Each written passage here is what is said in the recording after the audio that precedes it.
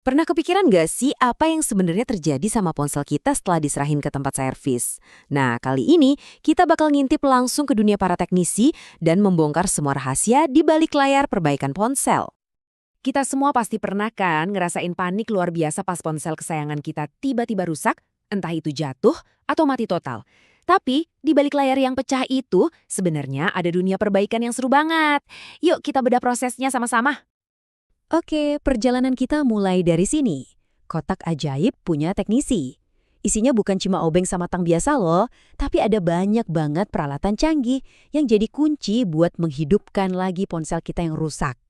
Nah, pertama-tama penting banget buat kita bedain dua hal ini. Di satu sisi ada alat ya, perkakas tangan simpel yang mungkin kita juga punya di rumah, tapi di sisi lain ada peralatan. Ini nih mesin-mesin yang jauh lebih kompleks dan canggih. Dua-duanya penting, tapi fungsinya beda banget. Kenalin, ini namanya multimeter. Anggap aja ini kayak stetoskopnya dokter tapi buat barang elektronik. Ini alat pertama yang biasanya dipakai teknisi buat dengerin dan cari tahu masalahnya ada di mana di dalam sirkuit ponsel. Jadi, apa aja sih yang bisa didengerin sama alat canggih ini? Wah, hampir semuanya. Mulai dari komponen yang super kecil kayak resistor dan dioda, sampai ke bagian audio kayak speaker dan mikrofon. Benar-benar alat diagnosis yang ampuh banget.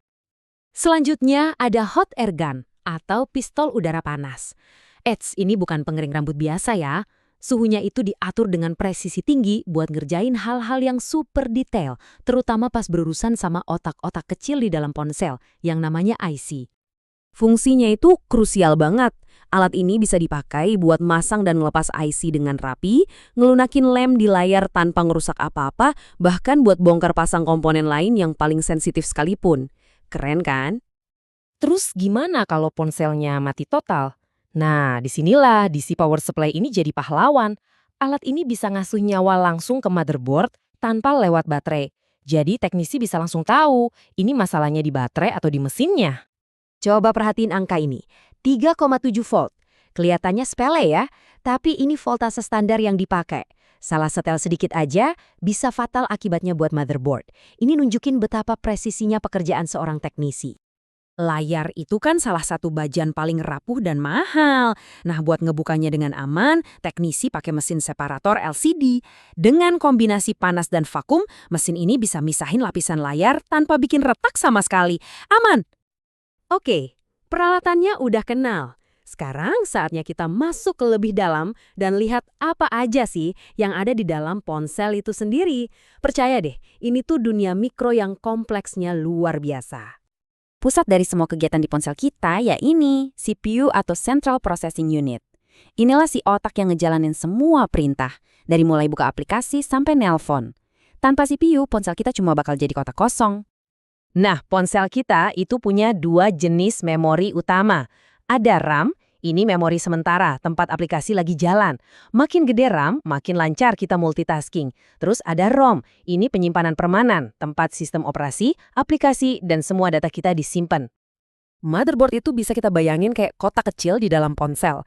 Dan kotak ini punya 3 area utama. Bagian jaringan yang ngurusin sinyal, bagian daya yang atur listrik, dan yang paling penting, bagian kontrol yang jadi pusat komandonya. Jadi, dari 3 bagian tadi, bagian kontrol ini nih pusatnya. Disinilah si otak alias CPU dan RAM berada, kerja bareng buat mastiin semua fungsi ponsel berjalan normal. Ini ibaratnya sistem saraf pusatnya ponsel. Oke, sekarang kita udah tahu alat-alatnya dan udah kenal juga sama komponen di dalamnya. Terus, gimana semua itu digabungin dalam proses perbaikan yang sebenarnya? Yuk kita lihat. Proses bongkar pasang ini mirip kayak operasi bedah loh. Semuanya harus dilakuin secara berurutan dan super hati-hati.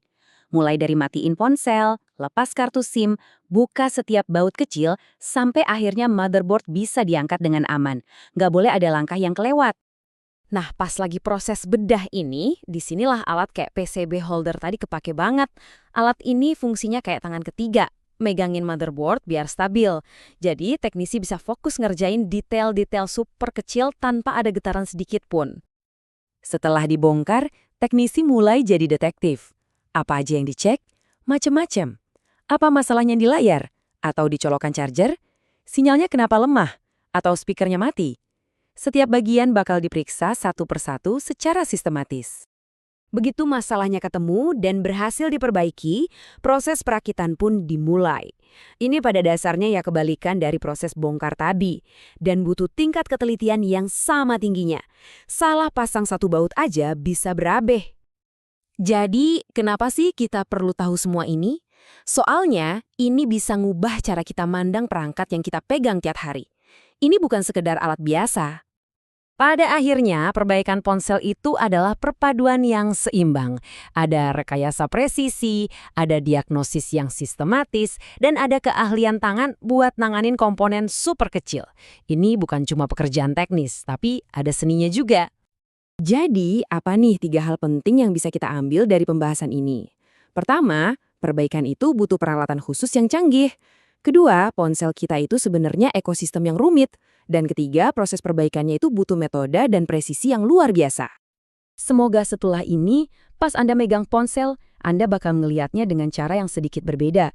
Bukan cuma sebagai alat, tapi sebagai sebuah keajaiban teknologi yang luar biasa di tangan Anda. Terima kasih sudah menyimak, sampai ketemu di pembahasan seru lainnya.